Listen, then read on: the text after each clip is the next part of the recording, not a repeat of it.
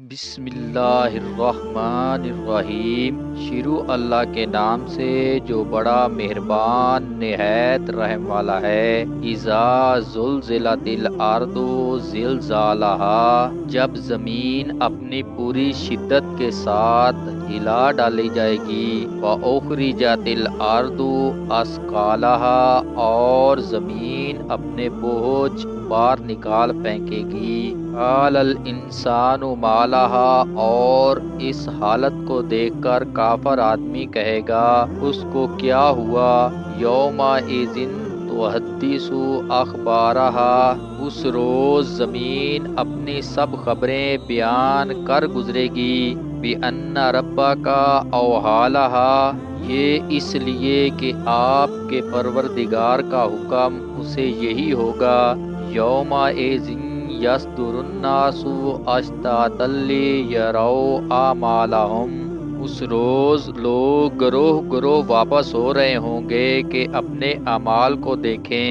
وَمَن یعمل مثقال ذرۃ خیرا یرہ، پھر جس نے ذرہ برابر بھی نیکی کی ہوگی وہ اس کو دیکھ لے گا۔ وَمَن یعمل مثقال ذرۃ شرا یرہ، اور جس نے ذرہ برابر بدی کی ہوگی وہ بھی اسے دیکھ لے گا۔ مختصر تشریح: اذا زلزلت الارض زلزالہا، یہاں زلزلہ سے مراد نفاخہ ثانیہ ہے، اور اس زلزلہ سے پہاڑ وغیرہ سب گر کر زمین کے برابر ہو جائیں گے تاکہ میدان بالکل صاف اور ہموار ہو جائے۔ بعض مفسرین نے بیان کیا ہے کہ عرب کے کسی فصیح و بلیغ شاعر نے یہ فقرہ بنایا تھا: اذا زلزلت الارض زلزالہا، تو جب یہ آیات نازل ہوئی اور لفظ زلزالہ کے بجائے زلزالہا ہوا تو اس کو سن کر وجد میں آ گیا، کیونکہ زلزالہ محض مصدد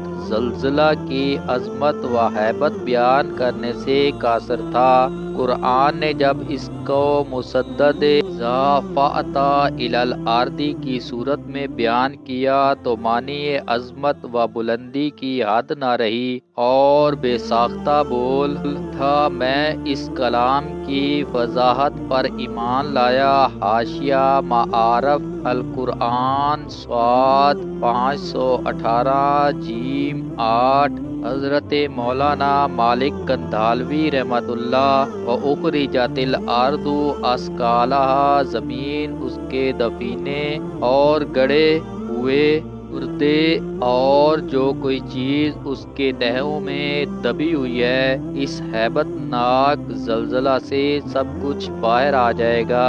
اب اس زمین سے سارے خزائن اگل پڑیں گے۔ ترمذی وغیرہ میں اس کی تفسیر میں حدیث مرفوعہ آئی ہے کہ جس شخص نے روئے زمین پر جیسا عمل کیا ہوگا، بھلا یا براز میں سب کچھ کہہ دے گی بطور شہادت عند اللہ۔ وَمَن یعمل مثقال ذرۃ خیرا یرہ، آیات میں خیر سے مراد وہ خیر ہے جو شرعاً معتبر ہے، یعنی جو ایمان کے ساتھ ہو۔ بغیر ایمان کے اللہ کے نزدیک کوئی نیک عمل نیک نہیں، یعنی آخرت میں ایسے نیک اعمال کا جو حالت کفر میں کیا ہے کوئی اعتبار نہیں ہوگا کہ دنیا میں اس کو اس کا بدلہ دے دیا جائے۔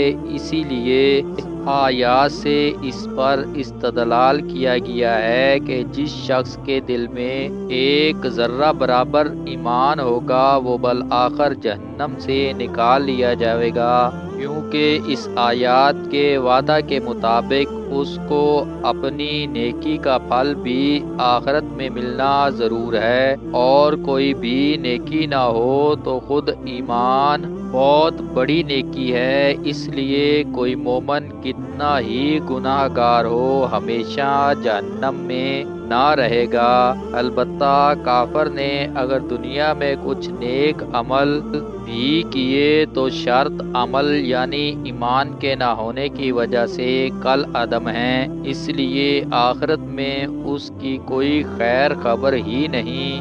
من یعمل مثقال ذرۃ شرا یرا، اس سے مراد وہ شر ہے جس سے اپنی زندگی میں توبہ نہ کر لی ہو، کیونکہ توبہ سے گناہوں کا معاف ہونا قرآن و سنت میں یقینی طور پر ثابت ہے۔ البتہ جس گناہ سے توبہ نہ کی ہے وہ چھوٹا ہو یا بڑا، آخرت میں اس کا نتیجہ ضرور سامنے آئے گا۔ اس لیے رسول اللہ صلی اللہ علیہ وآلہ وسلم نے حضرت صدیقہ عائشہ کو مخاطب کر کے فرمایا کہ دیکھو سے گناہوں سے بچنے کا پورا اہتمام کرو جن کو چھوٹا یا حقیر سمجھا جاتا ہے، کیونکہ اللہ تعالیٰ کی طرف سے اس پر مواخذہ ہوگا۔ روا النسائی و ابن ماجہ عنہا، حضرت